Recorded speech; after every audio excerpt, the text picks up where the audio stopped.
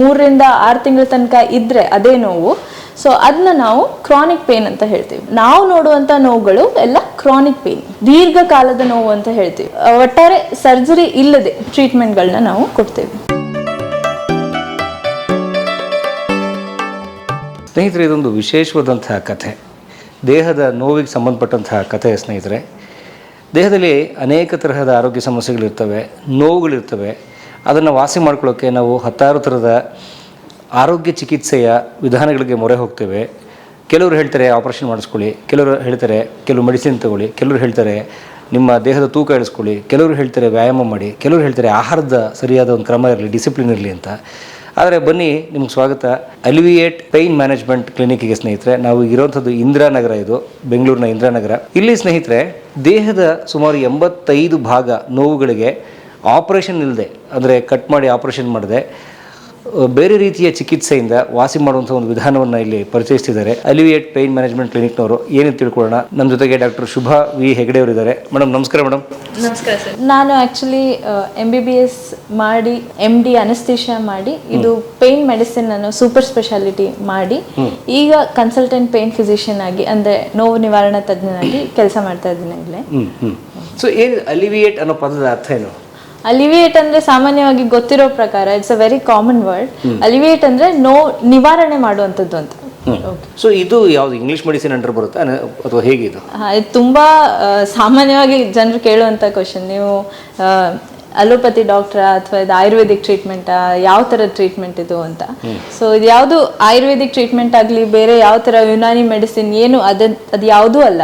ಇದು allopathy ಟ್ರೀಟ್ಮೆಂಟೇ. And ನಾವು pain physician ಅಂದರೆ ಈಗ MBBS ಮುಗಿಸಿ, ಆಯಿತಾ, MBBS ಮುಗಿಸಿ MD ಅನಸ್ತೇಷಿಯಾ ಆಗಿರ್ಬೋದು ಅಥವಾ MS ಆರ್ಥೋಪೆಡಿಕ್ಸ್ ಆಗಿರ್ಬೋದು, ಅದನ್ನ ಮುಗಿಸಿ ಇದು ನಮ್ಮೆಲ್ಲರ ಸೂಪರ್ ಸ್ಪೆಷಾಲಿಟಿ ಬ್ರಾಂಚ್ ಆಗಿ ಕಾಣಿಸ್ಕೊಳ್ತೇವೆ. ಸೊ ಪೇಯ್ನ್ ಮೆಡಿಸಿನ್ ಅನ್ನೋವಂಥದ್ದನ್ನು ಅಧ್ಯಯನ ಮಾಡಿ ಈಗ ನಾವು ಅದನ್ನ ತಲೆಯಿಂದ ಕಾಲು ತನಕ ಯಾವುದೇ ರೀತಿಯ ನೋವು ಬಂದ್ರೂ ಸಹ, ಅಂದರೆ ನೋವಿನಲ್ಲೂ ಅಕ್ಯೂಟ್ ಪೇನ್ ಅಂತ ಇದೆ, ಕ್ರಾನಿಕ್ ಪೇನ್ ಅಂತ ಇದೆ. ಸೊ ಅಕ್ಯೂಟ್ ಪೇನ್ ಅಂದರೆ ಈಗ ಇಮಿಡಿಯೇಟ್ಲಿ ವಿದಿನ್ ವೀಕ್ಸ್, ಈಗ ನೋವು, ಈಗ ಒಂದು ಪೆಟ್ ಆಗಿದೆ ಅಂತ ಇಟ್ಕೊಳ್ಳಿ, ಈಗ ಒಂದು ಏಟ್ ಆಗಿದೆ. ಸೊ ಈ ಏಟ್ ಬಿದ್ದಿನಾಗಿನಿಂದ ಶುರುವಾಗಿರುವಂಥ ನೋವು ಕೆಲವೊಂದು ವಾರಗಳಲ್ಲಿ ಕಡಿಮೆ ಆಗ್ಬಿಡುತ್ತೆ. ಸೊ ಅದು ಕಡಿಮೆ ಆಗದೆ ಈಗ 3ರಿಂದ 6 ತಿಂಗಳ ತನಕ ಇದ್ರೆ ಅದೇ ನೋವು. ಸೊ ಅದನ್ನ ನಾವು ಕ್ರಾನಿಕ್ ಪೇನ್ ಅಂತ ಹೇಳ್ತೀವಿ. ಸೊ ನಾವು ನೋಡುವಂತ ನೋವುಗಳು ಎಲ್ಲ ಕ್ರಾನಿಕ್ ಪೇನ್, ಈಗ ದೀರ್ಘಕಾಲದ ನೋವು ಅಂತ ಹೇಳ್ತೀವಿ. ಕೆಲವೊಂದ್ಸತಿ ಪೆಟ್ ಬಿದ್ದು ವಾಸಿಯಾಗಿ ಅದು ಹೋದ್ರೂ ಕೂಡ ನೋವಿನ್ನೂ ಹಾಗೆ ಇರುತ್ತೆ. ಸೊ ಏನಕ್ಕೆ ಅಂತ ಗೊತ್ತಾಗಲ್ಲ ಜನರಿಗೆ. ಸೊ ಅಂತ ನೋವುಗಳನ್ನ ನಾವು ದೀರ್ಘಕಾಲದ ನೋವು ಅಂತ ಹೇಳ್ತೇವೆ. ಸೊ ಅದನ್ನ ನಾವು ಇಲ್ಲಿ ನೋಡ್ತೇವೆ. ಸೊ ಒಂದು ನರದಿಂದ ಬಂದಿರುವಂತ ನೋವುಗಳಾಗಿರ್ಬೋದು, ಅಥವಾ ಮುಖದಲ್ಲಿ ಒಂಚೂರು ಗಾಳಿ ತಾಗಿದ್ರು ಕೂಡ ಅವರಿಗೆ ಶಾಕ್ ಹೊಡೆದಿರೋ ತರ ನೋವು ಬರುತ್ತೆ. ಅದನ್ನ ಟ್ರೈಜೆಮಿನಲ್ ನ್ಯೂರಾಲಜಿಯಾ ಅಂತ ಹೇಳ್ತೀವಿ. ಮತ್ತೆ ಇಲ್ಲಿ ಜಾಯಿಂಟ್ ಇರುತ್ತಲ್ಲ, ಬಾಯಿ ತೆಗೆದು ಅಗದ್ರು ಕೂಡ ಜಾಯಿಂಟ್ ನೋವು ಬರುತ್ತೆ, TMJ ಡಿಸ್ಫಂಕ್ಷನ್ ಅಂತ ಹೇಳ್ತೀವಿ ಅದನ್ನ. ಅದ್ ನೋವಾಗಿರ್ಬೋದು, ಅಥವಾ ಮಸ್ಕ್ಯುಲೋಸ್ಕೆಲಿಟಲ್ ಪೇನ್ ಅಂತ ಹೇಳ್ತೀವಿ. ಎಲ್ಲಾ ರೀತಿಯ ಜಾಯಿಂಟ್ ಪೇನ್ಗಳಾಗಿರ್ಬೋದು, ಮಾಂಸ ಮಜ್ಜೆ ಸ್ನಾಯುಗಳಿಂದ ಬರುವಂತ ನೋವಾಗಿರ್ಬೋದು. ಅದು ಏಟಿಂದಾನೇ ಬರ್ಬೋದು, ಅಥವಾ ಬೇರೆ ಯಾವ್ದಾದ್ರು ಆರ್ಥ್ರೈಟಿಸ್ ಅಥವಾ ರೂಮಟಾಯ್ಡ್ ಆರ್ಥ್ರೈಟಿಸ್, ಅಥವಾ ಬೇರೆ ಬೇರೆ ರೀತಿಯ ಸೋರಿಯಾಟಿಕ್ ಆರ್ಥ್ರೈಟಿಸ್ ಆಗಿರ್ಬೋದು. ಯೂರಿಕ್ ಆಸಿಡ್ ಜಾಸ್ತಿ ಆಗಿದೆ, ಗೌಟಿ ಆರ್ಥ್ರೈಟಿಸ್ ಅಂತ ಹೇಳ್ತಾರಲ್ಲ, ಅದಕ್ಕೆಲ್ಲನೂ ಕೂಡ ಟ್ರೀಟ್ಮೆಂಟ್ಗಳಿದೆ. ಅದರಿಂದ ಬಂದಿರ್ಬೋದು. ಅಥವಾ ನಮ್ದು ಬೇರೆ ಡಯಾಬಿಟೀಸ್ ಇಂದ ಪೆರಿಫೆರಲ್ ನ್ಯೂರೋಪತಿ ಅಂತ ಹೇಳ್ತೀವಿ. ಸಿಂಪಲ್ ವಿಟಮಿನ್ B12 ಡೆಫಿಷಿಯನ್ಸಿಯಿಂದನೇ ಈಗ ಯಾರು ವೆಜಿಟೇರಿಯನ್ಗಳಿರ್ತಾರೆ ಅವರಿಗೂ ಬರೀ ಕೈಯಲ್ಲಿ ಅಥವಾ ಪಾದದಲ್ಲಿ ಅಷ್ಟೇ ಉರಿ ಆ ಥರ ನೋವು ಬಂದಿರ್ಬೋದು. ಸೊ ಅಂತ ನೋವುಗಳಿಗೂ, ಈಗ ಪೆರಿಫೆರಲ್ ನ್ಯೂರೋಪತಿಗಳಿಗೂ ನಮ್ಮಲ್ಲಿ ಟ್ರೀಟ್ಮೆಂಟ್ಗಳಿದೆ. ಈಗ ಯಾರು ಕ್ಯಾನ್ಸರ್ ನಿಂದ ಬಳಲ್ತಿದ್ದಾರೆ ಅವ್ರಿಗೆ 108 ನೋವು ಇರ್ತವೆ. ಬರೀ ಕ್ಯಾನ್ಸರ್ದೊಂದೇ ಅಲ್ಲ, ಬೇರೆ ಕಡೆನೂ ನೋವಿರುತ್ತೆ. ಸೊ ಮೇನ್ಲಿ ಕ್ಯಾನ್ಸರ್ ಪೇನ್ಸ್ಗಳಿಗೂ ನಾವು ಟ್ರೀಟ್ಮೆಂಟ್ಗಳನ್ನ ಕೊಡ್ತೀವಿ, ನೋವು ಕಡಿಮೆ ಮಾಡಕ್ಕೆ. ಓಕೆ, ಸೊ ಅದು ಮಾತ್ರೆಯಿಂದ ಆಗಿರ್ಬೋದು, ಅಥವಾ ನೀಡಲ್ ಬೇಸ್ಡ್ ಇಂಜೆಕ್ಷನ್ಗಳಿಂದ ಆಗಿರ್ಬೋದು, ಅಥವಾ ಬೇರೆ ರೀತಿಯ ನ್ಯೂರೋ ಮಾಡ್ಯುಲೇಷನ್ ಅಂತ ಹೇಳ್ತೀವಿ, ಅದರಿಂದ ಆಗಿರ್ಬೋದು. ಒಟ್ಟಾರೆ ಸರ್ಜರಿ ಇಲ್ಲದೆ ಟ್ರೀಟ್ಮೆಂಟ್ಗಳನ್ನ ನಾವು ಕೊಡ್ತೇವೆ.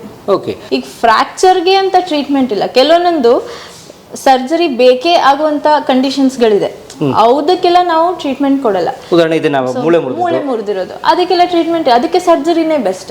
ಸೊ ಫಾರ್ ಎಕ್ಸಾಂಪಲ್ ಈಗ ಸ್ಪೈನ್ ತೊಂದರೆ, ಬೆನ್ನು ನೋವಂತೂ ಈಗ ಸಾಮಾನ್ಯ ಎಲ್ಲರಿಗೂ ಇದೆ. ಉದಾಹರಣೆಗೆ ಕಂಪ್ಯೂಟರ್ ಮುಂದೆ ಕೂತ್ಕೊಂಡು ತುಂಬಾ ಕೆಲಸ ಮಾಡ್ತಾರೆ, ಅದೂ ಇದೆ. ಮತ್ತೆ ಬಾಯ್ಸ್ ಅಂಡ್ ಗರ್ಲ್ಸ್ ಅಲ್ಲಿ ಈಗ ಟೀನ್ಸ್ ಇರ್ತಾರೆ, ಈಗ 17 years 18 years ಸ್ಪೋರ್ಟ್ಸ್ ಅಲ್ಲಿ ತುಂಬಾ ಆಕ್ಟಿವ್ ಆಗಿರ್ತಾರೆ. ಸೊ ಏನಾದ್ರೂ ಒಂದ್ ಮಾಡಿ ಉಳಿಸ್ಕೋತಾರೆ, ಅಥವಾ ತುಂಬಾ ಸಿವಿಯರ್ ಬೆನ್ನು ಬರುತ್ತೆ, ಕಾಲಿಗೆ ಹರಿಯುತ್ತೆ, ಜೋಮ್ ಬರುತ್ತೆ, ಸೊ ಉರಿ ಬರುತ್ತೆ, ಆದ್ರೆ ಕೆಲವೊಬ್ಬರಿಗೆ ಕಾಲು ಎತ್ತಿಡಕ್ಕಾಗಲ್ಲ. ಸೊ ಈ ತರದ ಹಲವಾರು ಬೆನ್ನು ನೋವಿನಲ್ಲೇ ಹಲವಾರು ತೊಂದರೆಗಳು ಕಾಣಿಸ್ಕೊಳ್ಳುತ್ತೆ.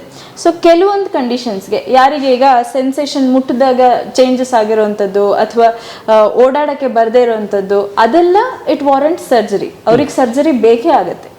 ಕೆಲವೊಂದೊಂದಕ್ಕೆ ಸರ್ಜರಿ ಬೇಡ ಅಂತ ಕಂಡೀಷನ್ಸ್ಗೆ ನಾವು ಡೆಫಿನೆಟ್ಲಿ ಟ್ರೀಟ್ಮೆಂಟ್ಗಳನ್ನ ಕೊಡ್ತೀವಿ. ಸೊ ನಿಮ್ಮ ಕ್ಲಿನಿಕ್ ಒಂದ್ಸಲ ನಾವು ನೋಡ್ಬೋದಾ ಟೂರ್ ಏನಿದೆ ನಿಮ್ಮಲ್ಲಿ ಅಂತ? ಸೊ ಇದು ರಿಸೆಪ್ಷನ್, ಇಲ್ಲಿ ಪೇಷಂಟ್ಸ್ಗಳು ಕೂರುವಂತ ಜಾಗ. ಇದು ನಮ್ಮ ರಿಸೆಪ್ಷನಿಸ್ಟ್ ಇದ್ದಾರೆ, ಅಯಾನ್ ಅಂತ.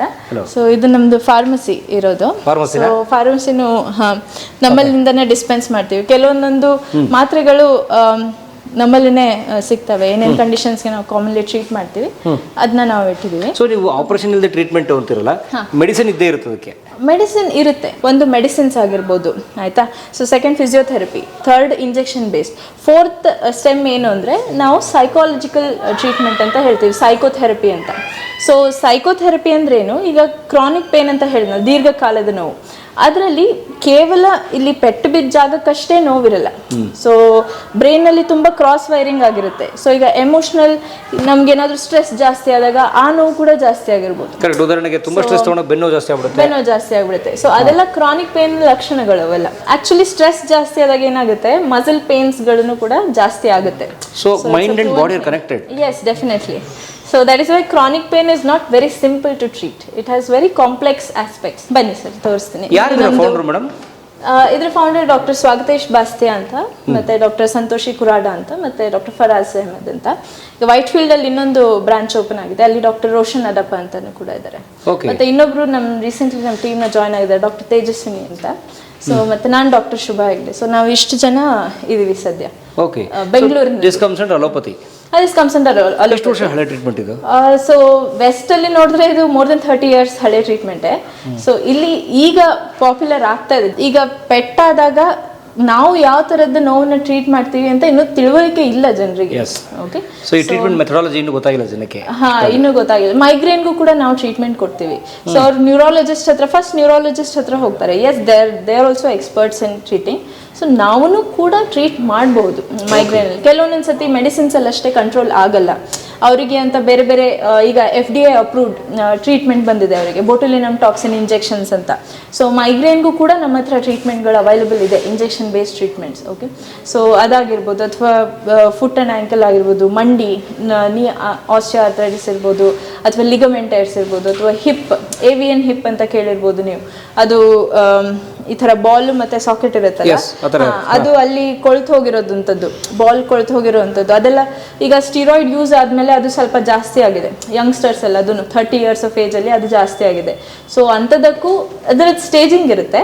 ಅರ್ಲಿ ಸ್ಟೇಜಸ್ ಅಲ್ಲಿ ನಾವು ಹೆಲ್ಪ್ ಮಾಡಬಹುದು. ತುಂಬಾ ಕುತ್ಕೊಳ್ಳೋದು, ಈಗ ಹೊರಗಡೆ ಹೋಗಿ ಆಟ ಆಡೋದೇ ಗೊತ್ತಿಲ್ಲ, ಬರೀ ಕುತ್ಕೊಂಡು ಕಂಪ್ಯೂಟರ್ ಗೇಮ್ಸ್ ಆಗಿರ್ಬೋದು, ಆ ಥರದ್ದು ಜಾಸ್ತಿ. Obesity is also one of the common problem. ಈಗ ತೂಕ ಜಾಸ್ತಿ ಆಗಿದೆ, ಕೂತಲ್ಲೇನೆ ಜಂಕ್ ಫುಡ್ಸ್ ತಿಂದು ತೂಕ ಜಾಸ್ತಿ, ಎಕ್ಸಸೈಸ್ ಇಲ್ಲ ಬೇಸಿಕ್ಲಿ. ಸೊ ಅದರಿಂದನೂ ಕೂಡ ಏನಾಗುತ್ತೆ, ಈ ಥರ ಡಿಸ್ಕ್ ಪ್ರೊಲ್ಯಾಪ್ಸ್ ಆಗೋದು, ಬೆನ್ನು ನೋವು ಬರೋದು ಎಲ್ಲ ಕಾರಣ ಇರುತ್ತೆ. ಸೊ ಅಂಥದಕ್ಕೂ ಅದರಲ್ಲೂ ಸ್ಟೇಜಸ್ಗಳಿದ್ದಾವೆ, ಎಷ್ಟು ಡಿಸ್ಕ್ ಆಚೆ ಬಂದಿದೆ, ನರ ಬತ್ತಾ ಇದೆಯೋ ಇಲ್ವೋ, ಆ ಥರ ಅದನ್ನ ನೋಡಿ ಅದಕ್ಕೂ ಬೇರೆ ಬೇರೆ ಟ್ರೀಟ್ಮೆಂಟ್ಗಳಿದೆ. ಅದೇನು ಲಿಗಮೆಂಟ್ಸ್ ಅಂತ ಹೇಳಿದ್ನಲ್ಲ, ಅದರಲ್ಲಿ 16ರಿಂದ 18 ಬಗೆಯ ಲಿಗಮೆಂಟ್ಗಳಿರ್ತವೆ, ಮೂಳೆಯಿಂದ ಮೂಳೆ ಕನೆಕ್ಟ್ ಆಗಿರೋಂಥದ್ದು. ಸೊ ಪ್ರೆಗ್ನೆನ್ಸಿಯಲ್ಲಿ ಹಾರ್ಮೋನ್ಗಳಿಂದಾಗಿ ಅದು ಲೂಸ್ ಆಗಿಬಿಟ್ಟಿರುತ್ತೆ. ಯೂಶುವಲಿ ಆಫ್ಟರ್ ಪ್ರೆಗ್ನೆನ್ಸಿ ಯಾರೂ ಎಕ್ಸಸೈಸಸ್ ಅದಕ್ಕೆ ಕಾನ್ಸಂಟ್ರೇಟ್ ಮಾಡೋಕ್ಕೆ ಹೋಗಲ್ಲ.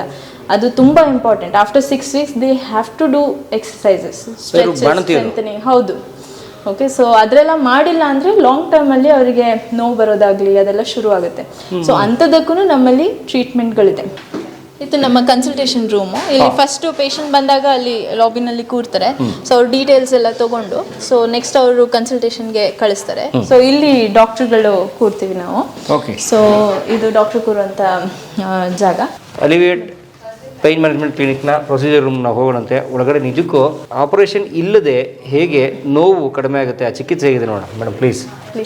ಇದು ಲೆಡ್ ಏಪ್ರಿನ್ಸ್ ಅಂತ ಹೇಳ್ತೀವಿ. ಇದು ಇಲ್ಲಿ ನಮ್ದು ಡಿಸ್ಪೆನ್ಸರೀಸ್ ಅದೇ OTಗೆ ಏನೇನ್ ಬೇಕು, ಆಪರೇಷನ್ ಥಿಯೇಟರ್ಗೆ ಏನೇನ್ ಬೇಕು ಅದೆಲ್ಲ ಸಾಮಗ್ರಿಗಳಿದೆ.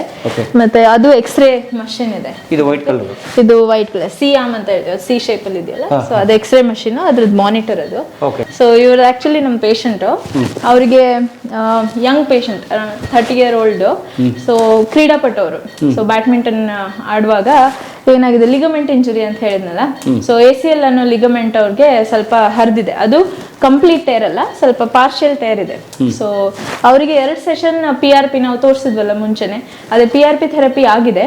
ಈಗ ಅವರಿಗೆ ನಡೆಯೋಕ್ಕೆ ನೋವು ಎಲ್ಲ ಕಡಿಮೆ ಆಗಿದೆ. ಸೊ ಇದಾಗಿರೋದು ಅವರಿಗೆ 1 ವರ್ಷ ಆಯ್ತು, ಹಳೆ ಇಂಜುರಿ, ಆದ್ರೂ ನೋವು ಕಡಿಮೆ ಆಗ್ತಾ ಇರ್ಲಿಲ್ಲ. ಸೊ ಅದಕ್ಕೆ ಅಂತ ನಾವು ಅದು PRP ಟ್ರೀಟ್ಮೆಂಟ್ ನ ಕೊಡ್ತಾ ಇದ್ದೇವೆ. ಸೊ ಈಗ ಸ್ವಲ್ಪ ಅರೌಂಡ್ 70% ಅಷ್ಟು ನೋವು ಕಡಿಮೆ ಇದೆ ಅವರಿಗೆ. ಸೊ ಈ ಮಂಡಿನ ನೋವಿದೆ ಮೇಡಮ್, ಈಗ ಇಲ್ಲಿ ಮಸಲ್ ಟೇರ್ ಇದೆ, ಮಸಲ್ ಟೇರ್ ನೋವು, ಒಳಗಡೆ ಲಿಗಮೆಂಟ್ ಟೇರ್ ಇದೆ. ಸೊ ಅದು ನಾವೀಗ ಹಾರಿ ನಿಂತ್ಕೊಂಡಾಗ ಕಾಲು ಈ ತರ ಮುಂದೆ ಜರಗ್ದಂಗೆ ಮಾಡುವಂತ ಲಿಗಮೆಂಟ್ ಅದು. ಈಗ ನಾವು ನಿಂತ್ಕೊಂತೀವಲ್ಲ, ನಿಂತ್ಕೊಳ್ಳುವಾಗ ಇದು ಮುಂದೆ ಹೋಗದೆ ಇದ್ದಂಗೆ, ಇದು 2 ಮೂಳೆ ಇದೆ, ಇಲ್ಲಿ ಮೇಲೆ ಒಂದು ಮೂಳೆ, ಕೆಳಗೊಂದು ಮೂಳೆ. ಸೊ ನಿಂತ್ಕೊಂಡಾಗ ಸ್ಟೆಬಿಲಿಟಿ ಕೊಡುವಂತದ್ದು ಅದು ಲಿಗಮೆಂಟ್ ಅಂತ ಹೇಳ್ತೀವಿ, ACL ಲಿಗಮೆಂಟ್ ಅಂತ. ಅದೇನಾದ್ರೂ ಈ ತರ ಜಂಪ್ ಮಾಡಿ ನಿಂತಾಗ, ಸಡನ್ ನಿಲ್ತೀವಲ್ಲ ನಾವು, ಜಂಪ್ ಮಾಡಿ, ಲಾಂಗ್ ಜಂಪ್ ಮಾಡಿ ಅಥವಾ ಟರ್ನ್ ಇದು ಮಾಡ್ತಾ ಓಡುವಾಗ, ಅದೆಲ್ಲ ಅವಾಗ ಏನಾಗುತ್ತೆ ಅಂದ್ರೆ ಸಡನ್ ನಿಂತಾಗ ಅದು ಈ ತರ ಹರಿಯೋ ಚಾನ್ಸಸ್ ಇದೆ. ಸೊ ಕೆಲವೊಬ್ರಿಗೆ ಪೂರಾ ಹರಿದ್ರೆ ಅದು ಇನ್ಸ್ಟೆಬಿಲಿಟಿ ಇರುತ್ತೆ, ಅಂದ್ರೆ ನಡೆಯುವಾಗ ಕಾಲ್ ಹೊಳ್ಳೋದು ಅದೆಲ್ಲ. ಸೊ ಆ ತರದ ಸಿಂಪ್ಟಮ್ಸ್ ಇರ್ಲಿಲ್ಲ. ಇನ್ಸ್ಟೆಬಿಲಿಟಿ ಯಾರಿಗಿಲ್ವೋ, ಅಂದ್ರೆ ಬಿದೋಗ್ತೀನಿ ಅನ್ನೋ ಇದಿರುತ್ತಲ್ವಾ, ಭಯ ಇರುತ್ತೆ, ಅದೆಲ್ಲ ಇದ್ರೆ ಸರ್ಜರಿನೇ ಬೆಟರು. ಅದೆಲ್ಲ ಇಲ್ದಿರೋ ಕಾರಣ ನಾವು ಪ್ಲೇಟ್ಲೆಟ್ ರಿಚ್ ಪ್ಲಾಸ್ಮಾ ಥೆರಪಿನ ಇವರಿಗೆ ಮಾಡ್ತಿದ್ದೇವೆ. ನಾನು ತೋರಿಸ್ತೀನಿ ಎಲ್ಲಿ ಕೊಡ್ತಿದೀವಿ ಅಂತ. ಓಕೆ, ಇದು ಇಲ್ಲಿ ನೋಡಿರೋ ಪ್ರಕಾರ ನೀವು, ಸೊ ಇದು ಕಾಣ್ತಾ ಇದೆಯಲ್ಲ ಸಂಗೀತ, I want you hear. So ಇದನ್ನ ಫ್ರೀಸ್ ಮಾಡ್ಬೋದು ನಾವು, ಯಾವ್ದು ಸ್ಕ್ಯಾನ್ ಮಾಡಿದೀವಿ ಅದನ್ನ ಫ್ರೀಸ್ ಮಾಡಿ ನಾನು ಎಕ್ಸ್ಪ್ಲೈನ್ ಮಾಡ್ತೀನಿ. ಸೊ ಇದು ಮಂಡಿ ಕೆಳಗೆ ಈ ಜಾಗದಲ್ಲಿ ಇರುವಂತದ್ದು ಈ ಪಿಕ್ಚರ್ ಇದು. ಓಕೆ, ಸೊ ಇದು ಮೇಲ್ಗಡೆ ಮೂಳೆ, ಅಂದ್ರೆ ಮಂಡಿ ಚಿಪ್ಪು ಅಂತೀವಲ್ಲ ನಾವು, ಅದು. ಓಕೆ, ಇದು ಕೆಳಗಡೆ ಮೂಳೆ ಮಂಡಿದು, ಇಲ್ಲಿ ಕಾಣ್ತಾ ಇದೆಯಲ್ಲ ಈ ಕೆಳಗಡೆ ಮೂಳೆ, ಅದೆರಡಕ್ಕೂ ಮಧ್ಯ ಒಂದು ಅಟ್ಯಾಚ್ಮೆಂಟ್ ಕಾಣ್ತಾ ಇದೆಯಲ್ಲ, ಅದು ನಾವು ಟೆಂಡನ್, ಪಟೆಲಾ ಟೆಂಡನ್ ಅಂತ ಹೇಳ್ತೀವಿ, ಅದು ಪೀಸು. ಆಮೇಲೆ ನಾನೀಗ ತೋರಿಸ್ತಾ ಇರೋದು ಆಂಟೀರಿಯರ್ ಕ್ರೂಷಿಯೇಟ್ ಲಿಗಮೆಂಟ್ ಅಂತ ನಾನು ಹೇಳಿದ್ನಲ್ಲ, ACL ಇಂಜುರಿ ಅಂತ. ಅದು ಎಲ್ಲಿರುತ್ತೆ ಅಂದ್ರೆ ಅದು ಇಲ್ಲಿರುತ್ತೆ. ನಾನೀಗ ಸ್ಕ್ಯಾನ್ ಮಾಡಿ ತೋರಿಸ್ತೇನೆ. Increase the gain. ಇದು ಮೆನಿಸ್ಕಸ್ ಅಂತ ಬರುತ್ತೆ, ಅದ್ರ ಮೇಲ್ಗಡೆ ಇರುವಂತದ್ದು ACL. ಸೊ ಅವ್ರು ಈ ತರ ರೊಟೇಟ್ ಮಾಡಿದಾಗ you can see it coming out and in. So ಈ ತರ ನಾವು ಲೋಕಲೈಸ್ ಮಾಡಿ ಅದೇ ಜಾಗಕ್ಕೆ ನಾವು PRP ಅನ್ನ ಕೊಡ್ತೇವೆ, ಅಂದ್ರೆ ಪ್ಲಾಸ್ಮಾ. ಪ್ಲಾಸ್ಮಾ ಅನ್ನ ನಾವು ಅಲ್ಲಿಗೆ ಇಂಜೆಕ್ಟ್ ಮಾಡಿದಾಗ ಹೀಲಿಂಗ್ ಪ್ರಾಸೆಸ್ ಏನಿದೆ, ಅಂದ್ರೆ ಗುಣಮುಖ ಆಗುವಂತ ಚಾನ್ಸಸ್ ಕೂಡ ಸ್ವಲ್ಪ ಜಾಸ್ತಿ ಇರುತ್ತೆ. ಇಟ್ ಇಸ್ ನಾಟ್ ಜಸ್ಟ್ ಅಲಿವಿಯೇಟ್ ಅಂದ್ರೆ ಸಂಸ್ಥೆ ನಾನು ಅರ್ಥ ಮಾಡ್ಕೊಂಡಿದ್ದು ಬರೀ ಪೈನ್ ಮ್ಯಾನೇಜ್ಮೆಂಟ್ ಅಲ್ಲ, ಓವರ್ ಆಲ್ ಆರೋಗ್ಯದ management, over all health management, ಆರೋಗ್ಯ ನಿರ್ವಹಣೆ. ಅದನ್ನ ಸೊ ಆ ತರ ಮಾಡಿದಾಗ್ಲೇನೆ ನಿಮ್ಮ ನೋವು ಕೂಡ ಆಟೋಮ್ಯಾಟಿಕಲಿ ಕಡಿಮೆ ಆಗುತ್ತೆ. It is not that you have to manage your pain, ಯಾಕೆಂದ್ರೆ ಅದು ಒಂದು ದಿನದ ನೋವಲ್ಲ. It might stay with you for long time. ನಿಮ್ ದೀರ್ಘಕಾಲ ತನಕ ನಿಮ್ ಜೊತೆಗೆ ಇರೋದ್ರಿಂದ ನಿಮ್ನ ಅದ್ ಮ್ಯಾನೇಜ್ ಮಾಡೋದು ಹೇಗೆ ಅನ್ನೋದು ಗೊತ್ತಿರ್ಬೇಕು. ಸೊ ಪ್ಲೇಟ್ಲೆಟ್ ರಿಚ್ ಪ್ಲಾಸ್ಮಾ ಅಂದ್ರೆ ನಿಮ್ದೇ ರಕ್ತದಿಂದ ಸಪರೇಟ್ ಮಾಡಿರುವಂತ ಒಂದು ಅಂಶ, ರಕ್ತದ ಒಂದು ಅಂಶ. ಪ್ಲಾಸ್ಮಾ ಅಂದ್ರೆ ಈಗ ರಕ್ತದಲ್ಲಿ 3 ಕಣಗಳಿದೆ, ಒಂದು ಬಿಳಿ ರಕ್ತ ಕಣ, ಒಂದು ಕೆಂಪು ರಕ್ತ ಕಣ, ಇನ್ನೊಂದು ಪ್ಲೇಟ್ಲೆಟ್ಸ್ ಅಂತ ಹೇಳ್ತೀವಿ. ಸೊ ಆ ಪ್ಲೇಟ್ಲೆಟ್ಸ್ ಈಗ ಡೆಂಗ್ಯೂನಲ್ಲಿ ಕಡಿಮೆ ಆಗಿದೆ ಅಂತ ಹೇಳಿರ್ಬೋದು, ಪ್ಲೇಟ್ಲೆಟ್ ಕಡಿಮೆ ಆಗುತ್ತೆ, ಬ್ಲೀಡಿಂಗ್ ಜಾಸ್ತಿ ಆಗುತ್ತೆ ಅಂತ ಹೇಳ್ಬೋದು.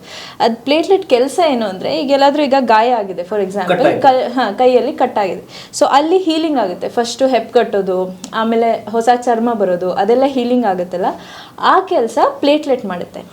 ಓಕೆ, ಸೊ ಆ ಅಂಶನ ನಾವು ಈ ಸೆಂಟ್ರಿಫ್ಯೂಗೇಷನ್ ಅಂತ ಒಂದು ಪ್ರಾಸೆಸ್ ಇದೆ, ಅದು ಬೈ ವೇಟ್ ಪ್ರಾಡಕ್ಟ್ಸ್ನ ಸಪ್ರೇಟ್ ಮಾಡುತ್ತೆ. ತೂಕದ ಆಧಾರದ ಮೇಲೆ ಅದನ್ನ ಸಪ್ರೇಟ್ ಮಾಡುತ್ತೆ.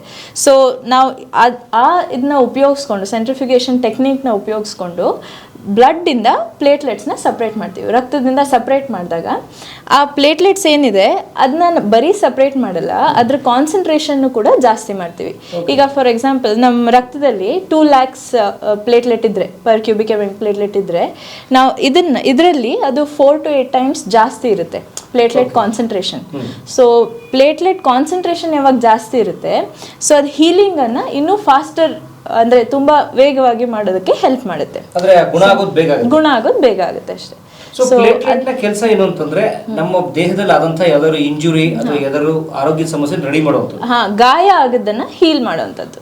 ಓಕೆ. ಸೊ ಅದು ಹೀಲಿಂಗ್ ಮತ್ತೆ ರಿಪೇರಿಂಗ್ ಕೆಲಸ ಮಾಡುತ್ತೆ. ಸೊ ಈಗ ಇಂಜಿನಿಯರ್ಸ್ ಆಫ್ ದ ಬಾಡಿ ಅಂತ ಹೇಳ್ತೀವಿ ನಾವು ಅವ್ರನ್ನ. ಸೊ ಹೀಲಿಂಗ್ ಮತ್ತೆ ರಿಪೇರಿಂಗ್ ಕೆಲಸ ಮಾಡುವಂಥದ್ದು ಈ ಪ್ಲೇಟ್ಲೆಟ್ಸ್ನ ಕೆಲಸ. ಇದು one of the forms of regenerative therapy. Regenerative therapy ಅಂದರೆ ಪುನರುತ್ಪಾದಿಸೋದು ಅಂತ. ಸೊ ಇದು ಒಂದಾಗಿರ್ಬೋದು, ಅಥವಾ ಪ್ರೋಲೋಥೆರಪಿ ಅಂತ ಹೇಳ್ತೀವಿ, ಅದನ್ನು ಆಗಿರ್ಬೋದು.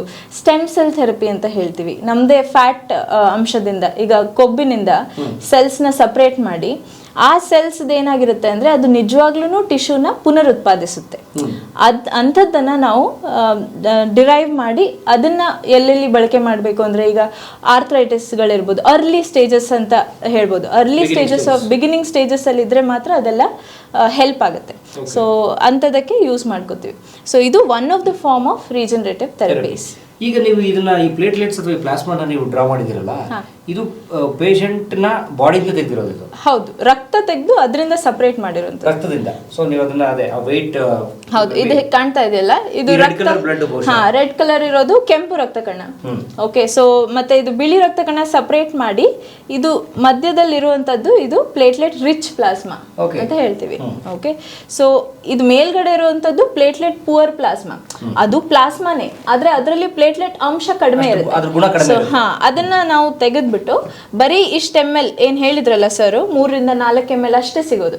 ಸೊ ಅದನ್ನ ತೆಗೆದ್ಬಿಟ್ಟು ನಾವು ರಿಕ್ವೈರ್ಡ್ ಜಾಗಕ್ಕೆ ಹಾಕ್ತೀವಿ. My name is Dilip Kumar. So I am from Andhra Pradesh. She is my mother, Yasodamma. Actually, since some time she is having some knee pain. Over the period of time she fell many times. So in the past 10 years. She fell down? Yeah, many times. Not major but minor. Oh. But it has accumulated into a severe pain nowadays. So from last 6 to 7 months she is having some significant pain in left knee. So we went to orthopedicians like everyone. They suggested for one meniscus surgery. So but she is not that much welcoming into the surgery part. So we tried a non-invasive therapy. So we came to know about this clinic through internet. So I asked some of my neighbors also.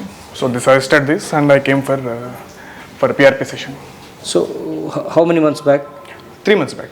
So how is she feeling now? Actually, doctor has suggested 4 PRP sessions, 3 PRP sessions and 1 prolotherapy. She has completed all now as on today. Looks like she's significantly reduced pain as of now. She is able to walk better. She is able to walk long also. So I think as of now its treatment seems working. ಇವರು ನಮ್ಮ ಸಂಸ್ಥೆಯ founder doctor ಸ್ವಾಗತೇಶ್ ಬಾಸ್ತೆ ಅಂತ. Namaste. Sir, if you see chronic pain, there is one person suffering from chronic pain in every house.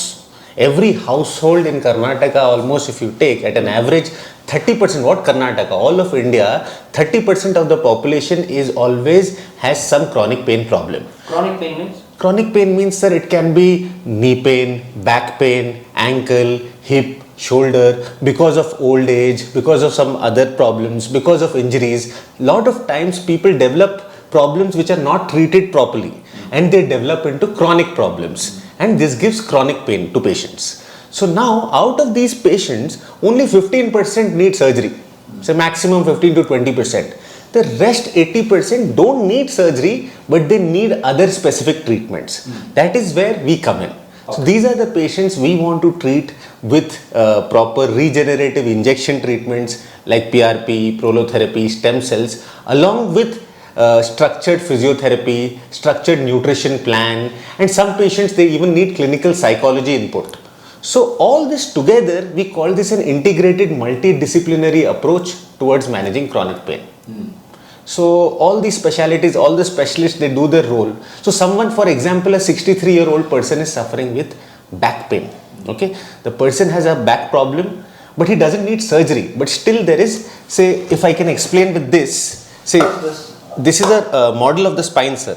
So pain can come either, say, from this joint, this is the sacroiliac joint, or pain come from this facet joint, or pain can come from the disc. So disc, sometimes these disc ones, if it is very severe pressing on the nerve, surgery is required. For 80% we don't need to do surgery, but we can do injection for this. And at the same time, if it is overweight patient, we can make them reduce their weight with proper nutritional management. Muscles are weak because of lack of activity, we get them into an exercise program, and so that they can strengthen the muscles. So overall health and well-being of the patient also improves with this. Okay. So this is what we are trying to do, sir. In alleviate. In alleviate. That is our whole motto, is to help as many people in chronic pain as possible across India. Actually, these treatments are dated back even 100-150 years back. Also, there are doctors who have started this in the West. In our Indian tradition, also there are some of these treatments have been there, but awareness in public is not there. That had been lacking. So our founding team, we were in London actually, and I've spent some time in London, USA, Barcelona, seeing people benefiting with this treatment so much.